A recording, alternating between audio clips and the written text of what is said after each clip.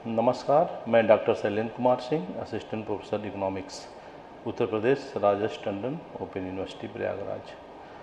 आज मैं आप लोगों को UGEC 101N block 1 unit 5 demand and लाभ डिमांड के विषय में आपको मैं बताऊंगा।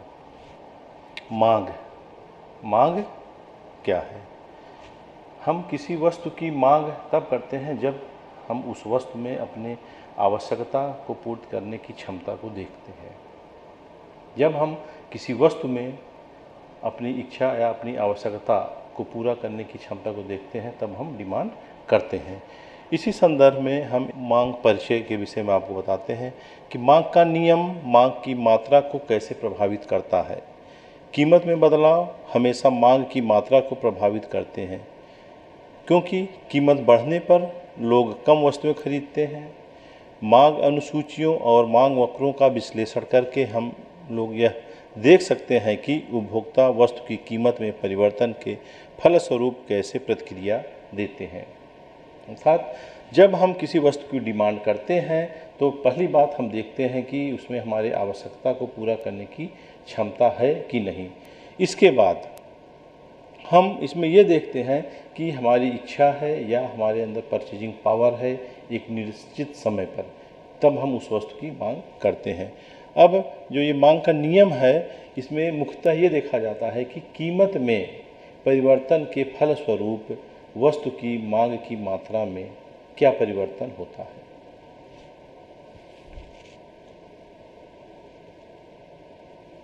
मांग, एक वस्तु की मांग उसकी मात्रा है जिसे एक दी हुई समयावधि में उपभोक्ता विभिन्न कीमतों पर खरीदने की इच्छा और क्षमता रखता है। इसलिए किसी एक वस्तु के लिए मांग होने के लिए उपभोक्ता के पास उसको क्रय करने की इच्छा, उसके पास क्रय शक्ति क्षमता या साधन होने आवश्यक है और यह समय की एक अवधि से संबंधित हो। इसको हम दूसरे शब्दों में कहें तो ये है कि जब हम किसी वस्तु की मांग करते हैं तो उसमें मुख्य बिंदु यह होता है कि हमें उस वस्तु जो कि हम डिमांड करते हैं उसकी इच्छा होनी चाहिए। इच्छा का सेंस ये है कि जब उसके अंदर हमारी आवश्यकता, हमारी उपयोगिता को पूरा करने की क्षमता होगी तभी हम डिमांड करेंगे। उसके साथ साथ हमारे पास क्रय शक्ति क्षमता होगी, अर्थात मेरे पास उतनी इनकम होगी, उतना मुद्रा होगा जिससे हम उसको खरीद लें और एक समय अवधि से संबंधित हो, अर्थात एक निश्चित समय अवधि पर जब आवश्यकता हो तभी हम उसको खरीदेंगे। जैसे जब हमें भूख लगी है तब हमें भोजन की आवश्यकता होती है, भोजन की हम डिमांड करते हैं। एक निश्चित समय के बाद हमको जो है ये भूख जब मेरी समाप्त हो जाती है तो हम भोजन की डिमांड नहीं करते हैं। तो कीमत आय संबंधित वस्तुओं और रुचियों का फलन मांग है। अब हम जो ये पॉइंट्स हैं कि क्रय शक्ति क्षमता, क्रय करने की इच्छा, साधन, ये सब मांग के लिए तो आवश्यक है। अब हम ये देखते हैं कि मांग का फलन क्या क्या है, अर्थात कीमत आय संबंधित वस्तुएं और रुचि, यह मांग का फलन है। अर्थात ये सब जो फलन है यह मांग को प्रभावित करते हैं। जो ये इक्वेशन दिया गया है D = फंक्शन ऑफ PY/PR/T, अर्थात D इसमें डिमांड हो गई, यह फंक्शन है, फलन है, P वस्तु की कीमत, Y उपभोक्ता की आय, PR जो है यह संबंधित वस्तुओं की कीमत है और T रुचि है, उपभोक्ता की रुचि क्या है। इस सब में जो परिवर्तन होता है इस सब का प्रभाव मांग पर जाता है। अर्थात जब हम कीमत में परिवर्तन करते हैं, शेष अन्य जो इसके घटक हैं, कारक हैं, चर हैं, उनको कांस्टेंट जब रखते हैं तो P में परिवर्तन का प्रभाव मांग पर क्या जाता है। इसी तरह जब हमारी आय कुछ होती है, शेष और चर P/PR/T इसको कांस्टेंट मान लेते हैं, तो आय में परिवर्तन होने पर हमारे मांग पर क्या इफेक्ट पड़ता है उसका हम अध्ययन करते हैं। अर्थात जितने चर होते हैं इन सब चरों का परिवर्तन के परिणाम स्वरूप मांग पर जो प्रभाव पड़ता है वही इसका इफेक्ट कहा जाता है। जब वाई पी आर टी स्थिर होता है तब D equal to function of P होता है। जैसा कि मैं अभी आपको बताया कि ये जो एलिमेंट है आय, संबंधित वस्तुओं की कीमत और रुचि, इस तीनों को जब हम कांस्टेंट स्थिर मान लेते हैं, पी को हम परिवर्तनशील मान लेते हैं, अर्थात पी में होने वाला परिवर्तन डिमांड पर क्या प्रभाव डालेगा। मुख्यतः मांग का नियम जो है इसी पर निर्भर करता है। अर्थात यहाँ दी हुई कीमतों पर एक वस्तु की खरीदी गई मात्राओं को बताता है।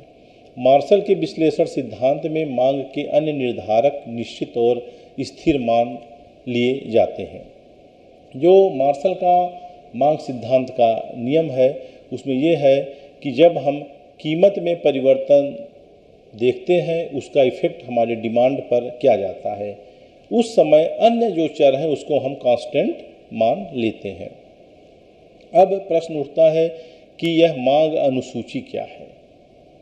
तो मांग अनुसूची एक तालिका है जो किसी वस्तु की मात्रा को सूचीबद्ध करती है, जिसे कोई उपभोक्ता बाजार में विभिन्न कीमतों पर खरीदता है।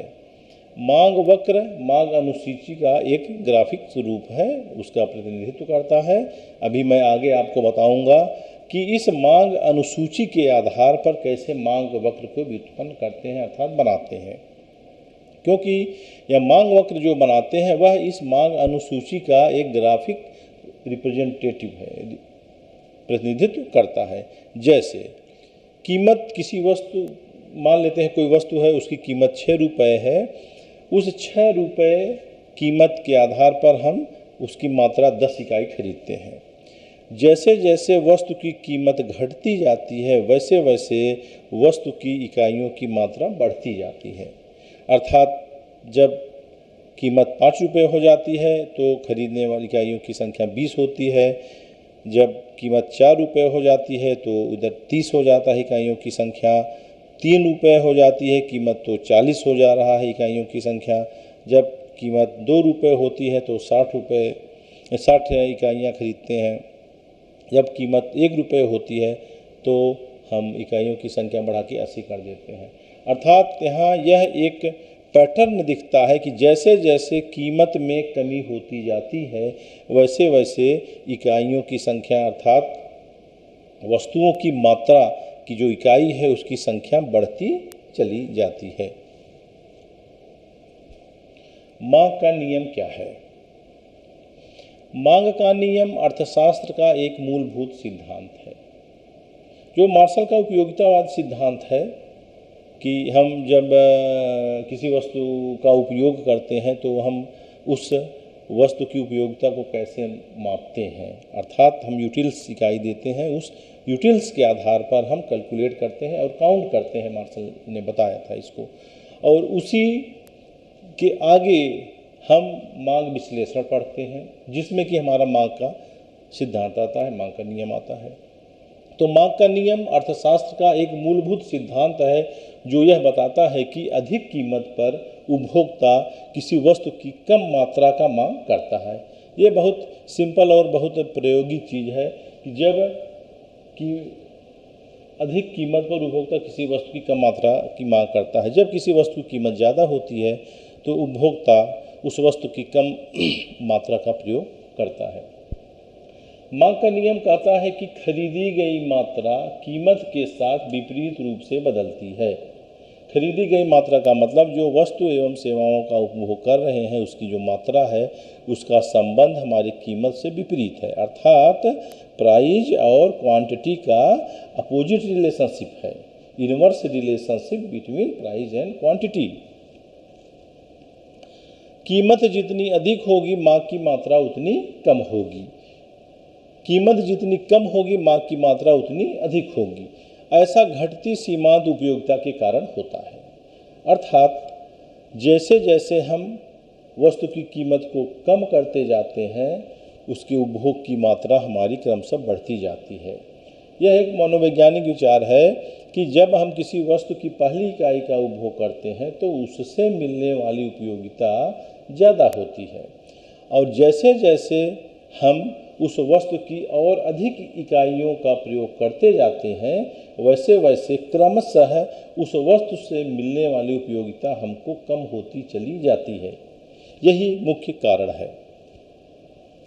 उपभोक्ता किसी वस्तु की पहली इकाई का उपयोग सबसे पहले अपनी सबसे जरूरी आवश्यकताओं की पूर्ति के लिए करते हैं। फिर वे वस्तु की प्रत्येक अतिरिक्त इकाई का उपयोग क्रमशः निम्न मूल्य वाले उद्देश्यों की पूर्ति के लिए करते हैं। जैसा कि मैं अभी आपको बताया कि जैसे जैसे हम इकाइयों की संख्या बढ़ाते जाते हैं क्रमशः अपने प्रेफरेंस के आधार पर, वैसे वैसे ही हमको उपयोगिता क्रमशः कम होती चली जाती है या कम मिलती चली जाती है। अब मांग में परिवर्तन। मांग में परिवर्तन का आशय होता है कि मांग में परिवर्तन कब कब होता है, मांग में परिवर्तन कब कब होता है। तो अभी जब हम मांग का फलन का इक्वेशन देख रहे थे, उसमें ये मैं बताया आपको कि D = function of P, Y, PR and T, अर्थात मांग जो है आय, वस्तु का मूल्य, संबंधित अर्थात स्थानापन्न वस्तुओं का मूल्य और रुचियों पर निर्भर करता है। तो जो मांग में परिवर्तन होता है वह इन्हीं चरों में परिवर्तन के फलस्वरूप होता है। अब हम चरों में जो परिवर्तन होता है उस परिवर्तन के आधार पर मांग में क्या बदलाव होता है उसको देखते हैं। इसके बाद इसी को हम डायग्राम के माध्यम से आपको बताऊंगा।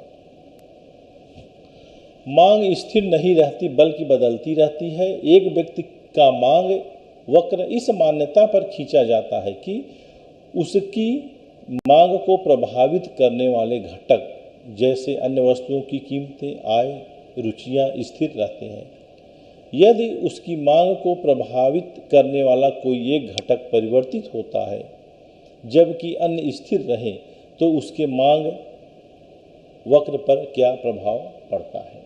यहाँ हम जो अध्ययन कर रहे हैं वह आपको मैं ये बताऊंगा कि मांग को प्रभावित करने वाले जो चर होते हैं, जो मैं फलन आपको बताया अभी कि demand = function of P, Y, PR and T, इस सब में जो परिवर्तन होगा उसका प्रभाव हम मांग वक्र पर देखेंगे कि मांग वक्र पर कैसे प्रभाव पड़ता है इन चरों के परिवर्तन का। हम इसके प्रभाव को देखने के लिए हम क्रमशः एक एक चरों में परिवर्तन को देखते हैं। इसके बाद ये देखेंगे कि उसके फलस्वरूप मांग वक्र पर क्या इफेक्ट जाता है। मान लिया जब एक व्यक्ति की आय बढ़ती है अन्य घटक के स्थिर रहते हुए, अन्य घटक के स्थिर रहते हुए का मतलब है कि आय बढ़ रही है, वस्तु की कीमत, संबंधित वस्तुओं की कीमत एवं रुचियाँ, इंटरेस्ट जो व्यक्तियों का होता है, ये सब कांस्टेंट रहे, सिर्फ आय में परिवर्तन हो तो उस परिवर्तन के परिणाम स्वरूप मांग वक्र में क्या प्रभाव पड़ेगा, क्या परिवर्तन होगा, वही हम देख रहे हैं कि जब एक व्यक्ति की आय बढ़ती है अन्य घटक के स्थिर रहते हुए उसका एक वस्तु के लिए मांग वक्र दाईं ओर ऊपर को सरक जाएगा। वह दी हुई कीमत पर अधिक मात्रा खरीदेगा तो उसे मांग में वृद्धि कहते हैं। अर्थात जब आय में परिवर्तन के द्वारा मांग की मात्रा में जो वस्तुओं की मात्रा है, वस्तुओं की मांग की जो मात्रा है उसमें जो परिवर्तन होता है उसको हम मांग में वृद्धि कहते हैं, मांग में वृद्धि कहते हैं। ऐसी स्थिति में जो मांग वक्र है वह है लेफ्ट टू राइट अपवर्ड्स, ऊपर की तरफ बढ़ेगा। इसको हम अभी आपको चित्र के माध्यम से, ग्राफिक के माध्यम से बताएंगे। इसके विपरीत यदि उसकी आय कम होती है तो मांग वक्र बाईं ओर नीचे की ओर सरक जाता है। अर्थात जब आय कम होती है, किसी उपभोक्ता की आय कम होती है तो उस समय जो वस्तुओं की मांग होती है वह कम हो जाती है। अर्थात मांग वक्र अपने मूल स्थान से बाएं की तरफ नीचे, अर्थात लेफ्ट हैंड को नीचे की तरफ बढ़ेगा। अब वह उसी कीमत पर, अर्थात जो कीमत हमारी पहले से है उसी कीमत पर वस्तु की कम मात्रा खरीदेगा। इसको हम कहेंगे कि मांग में कमी हो गई, क्योंकि यहाँ प्राइस कांस्टेंट है, संबंधित वस्तुओं की कीमत कांस्टेंट है और रुचि जो वस्तुओं के संदर्भ में हमारी रुचि होता है, इंटरेस्ट, इच्छा जिसको कहते हैं, वह हमारा ये कांस्टेंट होता है। तो ऐसी स्थिति में हम इसको मांग में कमी कहते हैं। ये बहुत इम्पॉर्टेंट टर्मिनोलॉजी है कि आय में वृद्धि या आय में कमी होने पर मांग की मात्रा में जो परिवर्तन होता है उसको हम क्या कहते हैं। ये आप लोगों को वनडे एग्जामिनेशन में इस तरह के क्वेश्चन आते हैं कि मांग में वृद्धि और मांग में कमी, मांग में विस्तार और मांग में संकुचन, इसका डिफरेंस यहाँ आपको समझना चाहिए। अब मैं आपको सेकेंड पॉइंट बताऊंगा कि जब वस्तु की मांगी गई मात्रा में परिवर्तन वस्तु की अपनी कीमत में परिवर्तन से होता है, जबकि अन्य घटक स्थिर होते हैं। अर्थात जो फलन का इक्वेशन बताया गया d = function of p y p r t, इसमें जब हम p में परिवर्तन देखते हैं और y p r और t को कांस्टेंट मानते हैं, अर्थात आय, संबंधित वस्तुओं की कीमत और रुचि यह हमारा स्थिर होता है, तब मांग की मात्रा पर क्या प्रभाव पड़ेगा, अर्थात मांग वक्र मेरा किधर जाएगा, इसका अध्ययन करते हैं। जब वस्तु की मांगी गई मात्रा में परिवर्तन वस्तु की अपनी कीमत में परिवर्तन से होता है, जबकि अन्य घटक स्थिर रहते हैं। ऐसी स्थिति में जब कीमत में कमी के परिणाम स्वरूप वस्तु की मांगी गई मात्रा में वृद्धि होती है तो ऐसे में मांग विस्तार कहते हैं। ऐसे में मांग विस्तार कहते हैं। इसके पहले आपको मैं बताया कि जब आय में परिवर्तन के द्वारा मांग में परिवर्तन होता है, अर्थात आय बढ़ने पर जब मांग बढ़ती है तो उसको मांग में वृद्धि कहते हैं। जब कीमत में परिवर्तन के द्वारा मात्रा में परिवर्तन होता है तो हम इसको मांग में विस्तार कहते हैं। इसके विपरीत जब कीमत में वृद्धि से मांगी गई मात्रा में कमी आती है तो इसे मांग में संकुचन कहते हैं। अर्थात जब वस्तु की कीमत में वृद्धि हो जाती है तो उसका प्रभाव हमारी मांगी जाने वाली मात्रा में क्या होता है, अर्थात मांगी गई मात्रा कम हो जाती है, तो इसे मांग में संकुचन कहते हैं। इसमें मुख्य पॉइंट जो मांग में वृद्धि, मांग में कमी, मांग विस्तार, मांग में संकुचन है, यह विशेष रूप से ध्यान देने वाली चीज़ है। ये यहाँ आप इसको बहुत विशेष रूप से ध्यान दीजिएगा कि बहुत ही हल्का डिफरेंस है, आय में परिवर्तन, कीमत में परिवर्तन, टर्मिनोलॉजी चेंज हो जाएगी इसकी। अब मैं जो अभी इसके पहले अनुसूची बनाया हूँ या मांग वक्र के माध्यम से मांग में वृद्धि और कमी, संकुचन, विस्तार, उसको हम ग्राफिक माध्यम से आपको बताएंगे। तो मांग वक्र हम कैसे बनाते हैं, कैसे ये व्युत्पन्न होता है मांग वक्र। तो जो अनुसूची मैं बनाया था कि जब कीमत, इस डायग्राम के विषय में मैं आपको बता दूं, जो एक्स एक्सिस पर अर्थात जो हमारे ये क्षैतिज है इस पे हम क्वांटिटी ऑफ डिमांड अर्थात मांग की मात्रा को शो करते हैं। जो वर्टिकल ऊर्ध्वाधर है उस पे हम कीमत देखते हैं। अर्थात जब हमारी किसी वस्तु की कीमत 6 रुपये है तो उस समय हम वस्तु की डिमांड 10 यूनिट करते हैं। जैसे जैसे प्राइस घटती चली जाती है, अर्थात 5 रुपये कीमत हो जाती है उसी वस्तु की, तो हम 20 यूनिट यूज करते हैं, 20 इकाई यूज करते हैं। 4 पे हम 30 जाते हैं। इसी तरह जब हम 1 रुपया वस्तु की कीमत हो जाती है तो हम 80 यूनिट यूज करते हैं। इसको हम ये Poynting P, Q, R, S, T, U ये मांग बिंदु है। अर्थात P बिंदु पर 6 रुपये कीमत है तो 10 यूनिट यूज कर रहे हैं। S बिंदु पर हम 3 रुपये कीमत हो गई तो हम इसको 40 यूनिट यूज कर रहे हैं। यह जो मांग बिंदु है, इन्हीं मांग बिंदुओं को जब हम मिला देते हैं तो हमारा मांग वक्र आ जाता है। मांग बिंदुओं को मिला दिए हैं जो PQRSTU को, यह मेरा मांग वक्र है। इसको हम D1 से इंडिकेट करते हैं। इसको हम, यह हमारा मांग वक्र बाएं से दाएं नीचे की तरफ आता है, अर्थात यह नकारात्मक ढाल लिए हुए है। अभी मैं आपको बताया यह क्यों होता है। घटती सीमांत उपयोगिता के कारण ऐसा होता है कि जैसे जैसे किसी वस्तु की मात्रा को हम बढ़ाते जाते हैं, वैसे वैसे उससे मिलने वाली उपयोगिता क्रमशः कम होती जाती है। इसी वजह से यह लेफ्ट टू राइट डाउनवर्ड्स जाता है और यह निगेटिव ढाल लिए हुए है। इस वक्र या इस टाइप का यदि कोई भी वक्र हो, उसको देखकर यह बताया जा सकता है कि हॉरिजॉन्टल और वर्टिकल जो होते हैं इंडिकेटर्स, इस दोनों में क्या संबंध है। इन दोनों में निगेटिव संबंध है। पहली बात तो यह है कि जब यह नकारात्मक है ढाल, अर्थात P बढ़ेगा तो Q घटेगा, अर्थात कीमत बढ़ेगी तो मात्रा घट जाएगी। P का घटना Q का बढ़ना और P का बढ़ना Q का घटना, यही नकारात्मक संबंध है। अब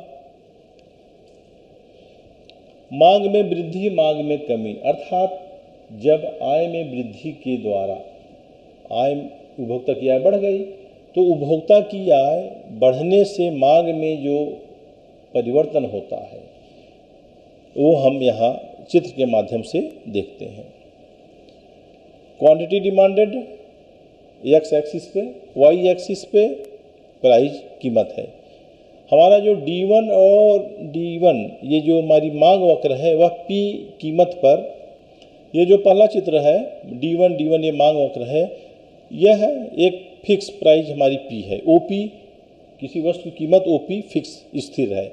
इस पर हम देखते हैं कि हमारी मांग OQ1 है। OQ1 मतलब जो D1 ये जो मेरी मांग वक्र रेखा है, इस पर हमारी Q1 डिमांड है। OP कीमत पर OQ1 मांग है। अब आय बढ़ गई उपभोक्ता की।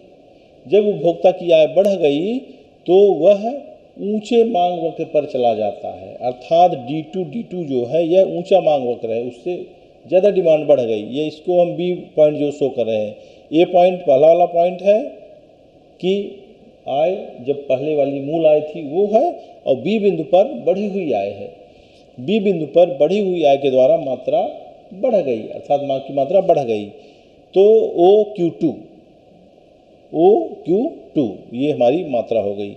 जब मेरी आय बढ़ी नहीं थी तो OQ1 मात्रा थी P कीमत पर। जब आय बढ़ गई, कीमत वही है, OP ही है, लेकिन हमारी मांग की मात्रा बढ़ गई, OQ2 हो गया, Q1 से बढ़ के Q2 पे पहुंच गया। अब जो नई मांग रेखा है D2 ये हमारी नई मांग रेखा हो गई, अर्थात जब आय में वृद्धि होगी तो हमारी मांग रेखा लेफ्ट टू राइट ऊपर की तरफ बढ़ गई, जैसा कि मैं अभी आपको बताया।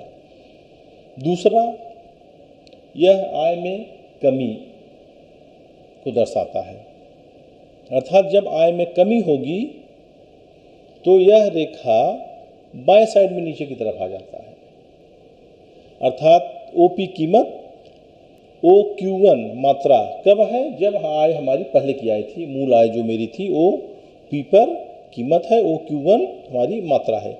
जब आय कम हो गई तो यह हमारी मांग कम हो गई। मांग कम का मतलब है कि मेरी जो D1 मूल मांग वक्र था वह अपने बाएं तरफ नीचे की तरफ आ गया, अर्थात D2 हो गया।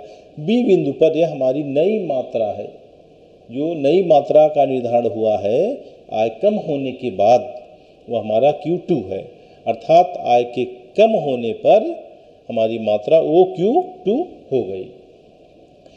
इसमें एक बहुत महत्वपूर्ण पॉइंट ये है कि आय में कमी या आय में वृद्धि का प्रभाव जो मांग वक्रों पर देखते हैं वह दो मांग वक्रों पर दिखाई देता है, अर्थात एक मांग वक्र पर नहीं शो करता। अर्थात D1 पहला मांग वक्र है, आय में वृद्धि हुई तो दूसरा मांग वक्र D2 हो गया। आय में कमी हुई तो D2 ये दूसरा वाला मांग वक्र आ गया, अर्थात मूल मांग वक्र की स्थिति बदल जाती है, लेफ्ट टू राइट और लेफ्ट से और नीचे आ जाता है। ये दोनों, आय में वृद्धि, आय में कमी। मांग में विस्तार आब्लिक मांग में संकुचन। अभी मैं जो आपको डायग्राम पिछले स्लाइड में दिखाया हूँ, उसमें जो मांग में परिवर्तन हो रहा है दो अलग अलग मांग रेखाओं के माध्यम से हो रहा है, लेकिन इसमें जो परिवर्तन विस्तार और संकुचन में हो रहा है, इसमें परिवर्तन एक ही मांग वक्र पर हो रहा है। ये बहुत महत्वपूर्ण बिंदु है। तो मांग में विस्तार, मांग में संकुचन, इसके विषय में जो मैं बताया कि जब कीमत में परिवर्तन के द्वारा मांग में परिवर्तन होता है, उसका इफेक्ट हम इस पर देखते हैं। अर्थात जब कीमत कम होती है, x axis y axis, x axis पर quantity of demand and y axis पर हमारा प्राइस हो गया। मूल कीमत हमारी OP1 है। मान लिया किसी वस्तु की कीमत OP1 है। इस OP1 कीमत पर हमारी मांग OQ1 है। जब वस्तु की कीमत कम होकर OP2 हो गई, शेष चर को कांस्टेंट मान लिए हैं, अर्थात इनकम, संबंधित वस्तुओं की कीमत, रुचि, इसको हम स्थिर मान लिए हैं। सिर्फ चेंज कर रहे हैं तो हम सिर्फ संबंधित वस्तु की कीमत में परिवर्तन कर रहे हैं, अर्थात जिस वस्तु का हम उपभोग कर रहे हैं उसकी कीमत में हम कमी कर रहे हैं। तो P1 से घट के P2 हो गई, तो हमारी डिमांड बढ़ के OQ1 से OQ2 हो गई कि कीमत के कम होने पर मांगी गई मात्रा बढ़ गई। अर्थात जो पहले बिंदु था हमारा D1 D2 पे A, यह अब आगे बढ़ गया B पे चला गया। मतलब OQ2 डिमांड मेरी मात्रा हो गई, मांग हो गई, OQ2 बढ़ गई। अब इसको हम जब इन्वर्स में देखते हैं, इन्वर्स रिलेशनशिप देखते हैं इसका, अर्थात हम ये मान लेते हैं कि P2 पॉइंट जो है OP2, ये हमारा मूल कीमत है। थोड़ी देर के लिए मानते हैं OP2 मेरा मूल कीमत है। तो OP2 कीमत पर हम OQ2 मात्रा उपभोग कर रहे हैं। अब वस्तु की कीमत बढ़ गई, अर्थात OP1 हो गई। जब वस्तु की कीमत OP2 से OP1 हो गई, अर्थात ये मांग की मात्रा कम हो गई। जो OQ2 मांग की मात्रा थी वह OQ1 हो गई। अर्थात यह हम यदि सेकंड वाले में B बिंदु को मूल मानते हैं तो यह नीचे से ऊपर चली गई A बिंदु की तरफ। एक ही डायग्राम में यहाँ दोनों से, अर्थात कीमत के कम होने पर और कीमत के ज़्यादा होने पर दर्शाया गया है। भ्रम की स्थिति नहीं होनी चाहिए। कीमत के कम होने पर A से B की तरफ गया, अर्थात OQ1 से OQ2 मात्रा का यूज किया गया। और इसको जब हम ये मान लेते हैं कि मूल कीमत मेरी OP2 है, अर्थात कीमत के बढ़ने की स्थिति में समझने के लिए OP2, तो OP2 पर OQ2 यूज कर रहे हैं। जब कीमत बढ़ के OP1 हो गई, अर्थात मांग की मात्रा कम हो गई, OQ1 हो गई, अर्थात B से A की तरफ। अर्थात एक ही मांग वक्र पर जब कीमत में परिवर्तन होता है, बहुत महत्वपूर्ण बिंदु है यह, जब कीमत में परिवर्तन होता है तो एक ही मांग वक्र पर परिवर्तन होते हैं, A से B की तरफ, B से A की तरफ। और जब वृद्धि और कमी की बात आती है, यह विस्तार एवं संकुचन में है, इस टाइप के प्रश्न पूछे जाते हैं। वृद्धि और जब कमी की बात आती है तो वहाँ मांग वक्र अलग अलग हो जाते हैं। जब विस्तार और संकुचन की बात आती है तो एक ही मांग वक्र पर परिवर्तन दिखता है। आज बस यहीं तक, नेक्स्ट क्लास में इसके आगे का अध्ययन करेंगे। धन्यवाद।